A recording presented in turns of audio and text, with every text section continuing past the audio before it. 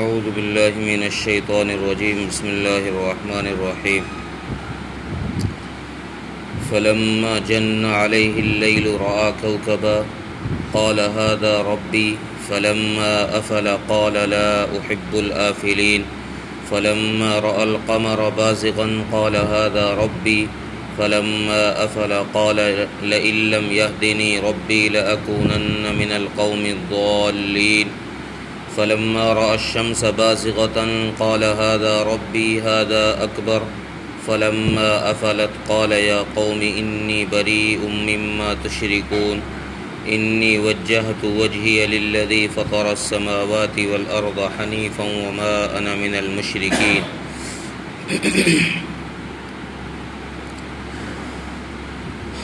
اس سے پہلی آیتوں میں اللہ تبارک و تعالیٰ نے حضرت ابراہیم علیہ السلام کے اس واقعے کا ذکر فرمایا جہاں انہوں نے اپنی قوم سے بتوں کے معبود ہونے کی نفی کی اور سختی کے ساتھ کی کہ مورتیاں اور بت معبود نہیں ہو سکتے، یہ الہ نہیں ہو سکتے. ان آیتوں میں حضرت ابراہیم علیہ السلام کے اپنی قوم کے ساتھ مناظرے کو، جو ان کا مناظرہ ان کی قوم کے ساتھ کیا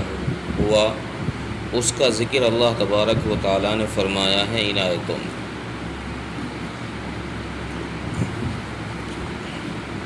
اور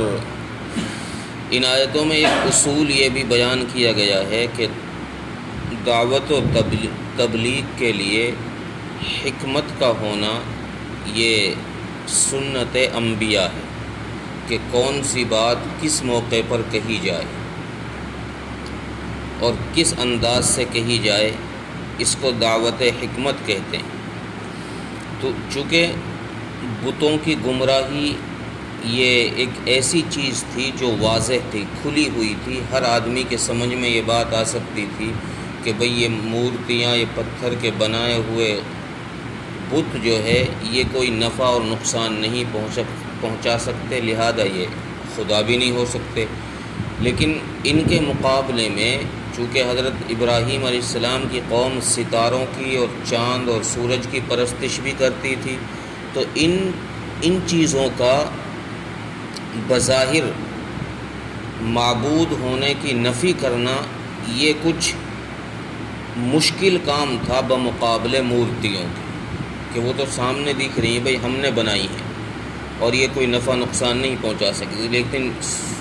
ستارے اور چاند اور سورج یہ تو ہم نے نہیں بنائے اور یہ ہم سے بہت دور ہیں. تو ان کی گمراہی کا ذرا ذہن میں آنا یہ کچھ مشکل کام تھا، اس لیے حضرت ابراہیم علیہ السلام نے ان کی جب نفی کی اور ان کے معبود ہونے کا جب انکار کیا تو اس میں ذرا نرمی سے بات کی اور اپنی قوم کو استدلال کے ساتھ سمجھایا کہ دیکھو جو چیز خود اپنے وجود پر قائم نہیں رہ سکتی، جس چیز کا قائم رہنا اور اس کا وجود پانا کسی دوسرے کے ہاتھ میں ہو، وہ چیز خدا نہیں ہو سکتی. لہذا جن چیزوں کی تم پوجا کرتے ہو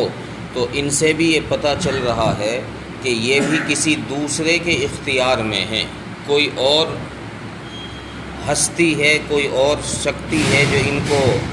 نکال رہی ہے اور غروب کر رہی ہے، چلا رہی ہے، وہ کوئی اور ذات ہے، لہذا وہی معبود ہو سکتی ہے، یہ معبود نہیں ہو سکتے. تو سب سے پہلے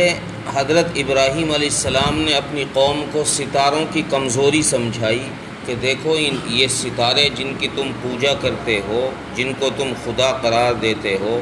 یہ معبود نہیں ہو سکتے، اس لیے کہ یہ اپنی جگہ پر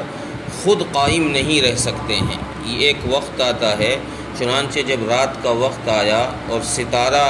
چمکنے لگا، جو سب سے زیادہ چمکدار ستارہ تھا، تو حضرت ابراہیم علیہ السلام نے اپنی قوم سے خطاب کر کے فرمایا کہ کیا یہی تمہارا رب ہے؟ یعنی یہی ہے وہ جس کو تم کہتے ہو کہ یہ میرا رب ہے؟ تو کچھ دیر کے بعد جب وہ ستارہ چھپ گیا، رات کی تاریکی میں جب وہ غائب ہو گیا، تو حضرت ابراہیم علیہ السلام نے اپنی قوم سے کہا کہ بھئی جو چھپ جائے، جو غائب ہو جائے، میں ایسے غائب ہونے والوں کو پسند نہیں کرتا، چھپنے والوں کو پسند نہیں کرتا۔ جب ستارہ غائب ہوا تو چاند کی روشنی چمکنے لگی۔ جب چاند چمکنے لگا تو حضرت ابراہیم علیہ السلام نے اپنی قوم سے کہا کہ کیا یہ ہے میرا رب؟ یعنی جس کو تم کہتے ہو، جن کی تم پوجا کرتے ہو کہ یہ پروردگار ہیں، یہ پالنے والے ہیں، تو کیا یہ ہے جس کی میں بھی پرستش کروں تم چاہتے ہو؟ تو چاند کی جب روشنی صبح کے وقت میں غائب ہوئی اور چاند بھی اپنی جگہ نہ ٹھہر سکا، تو حضرت ابراہیم علیہ السلام نے فرمایا کہ میری قوم، اگر میرا رب مجھے سیدھا راستہ نہ دکھاتا ہوتا تو میں بھی گمراہ ہو جاتا، میں بھی تمہاری طرح راستہ بھٹک جاتا۔ جیسے تم غیروں کی پرستش میں راستہ بھٹکے ہوئے ہو، ویسے ہی میں بھی راستہ بھٹک جاتا۔ پھر جب صبح کے وقت میں حضرت ابراہیم علیہ السلام نے دیکھا کہ سورج اپنی شعاعیں بکھیر رہا ہے، کرنیں بکھیر رہا ہے اور سورج کی شعاعیں تیز ہو رہی ہیں، تو کہا اپنی قوم سے کہ یہ ہو سکتا ہے میرا رب، کیونکہ یہ سب سے بڑا ہے، ستارے سے بھی، چاند سے بھی سب سے بڑا ہے، بھئی یہ ہو سکتا ہے رب۔ جب وہ سورج چڑھ گیا اور شام کو غروب ہوتے ہوتے وہ جب ڈوب گیا، چھپ گیا، تو کہا کہ میری قوم، یہ بھی ڈوب گیا ہے، یہ بھی خود باقی نہیں رہا ہے۔ جب یہ بھی اپنی جگہ پر باقی نہیں رہ سکتا تو میری قوم، میں تو ایسی چیزوں کے معبود ہونے کا انکار کرتا ہوں کہ یہ خدا نہیں ہو سکتے، میں ان تمام چیزوں کی خدائی کا انکار کرتا ہوں، اور میں تو اپنا رخ اس ذات کی طرف کرتا ہوں، ان سب چیزوں سے ہٹا کر میں نے اپنی توجہ، اپنا رخ اس ذات کی طرف کیا جو ذات آسمان و زمین کو پیدا کرنے والی، اور میں شرک کرنے والوں میں سے نہیں۔ تم لوگ شرک کرنے والے ہو، میں شرک کرنے والوں میں سے نہیں۔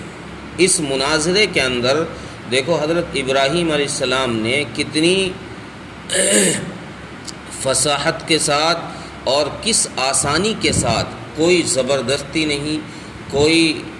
فلسفیانہ طریقہ نہیں، بلکہ ان چیزوں کو جن کو وہ معبود کہہ رہے تھے، ان کے غروب ہونے پر استدلال کیا کہ دیکھو، جو کہ ہر عقل مند آدمی اس بات کو سمجھ سکتا ہے کہ جو خدا ہو سکتا ہے وہ کسی دوسرے کا محتاج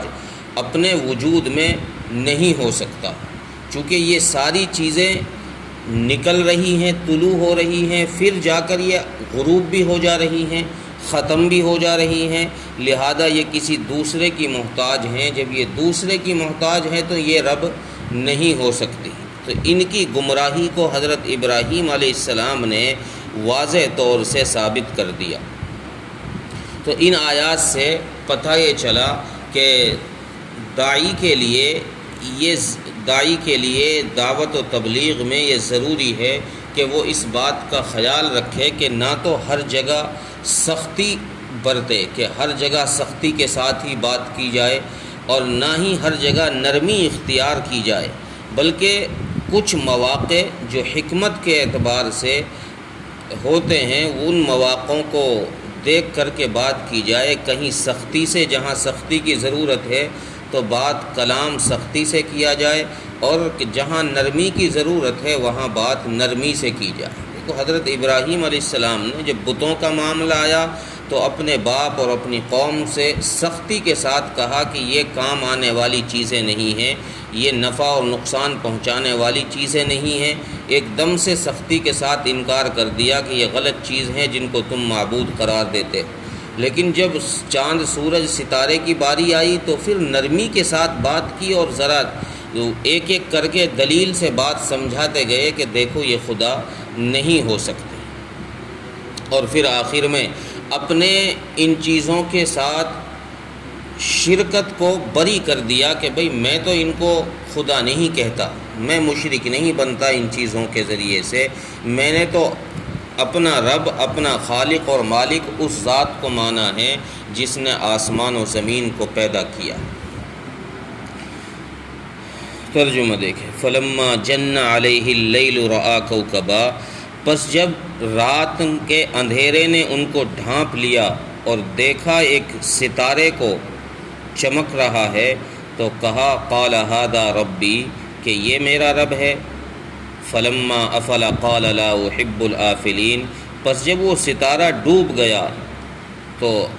فرمایا حضرت ابراہیم علیہ السلام نے کہ میں ڈوبنے والوں کو پسند نہیں کرتا، میں ڈوبنے والے کو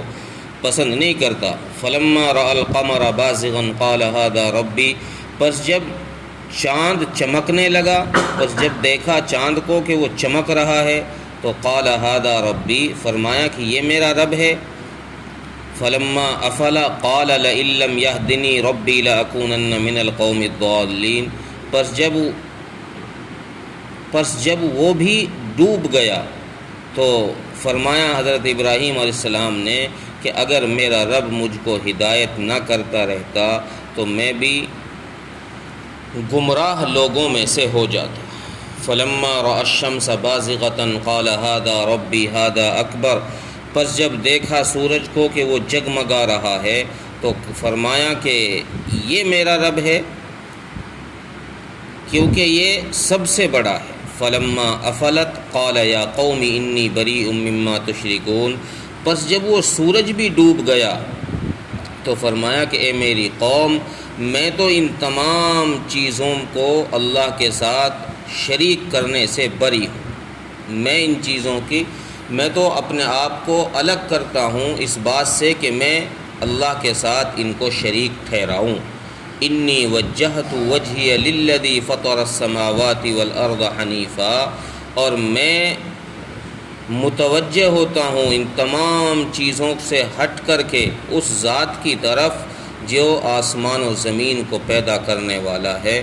وما انا من المشرکین، اور میں شرک کرنے والوں میں سے نہیں۔ اللہ تعالیٰ ملک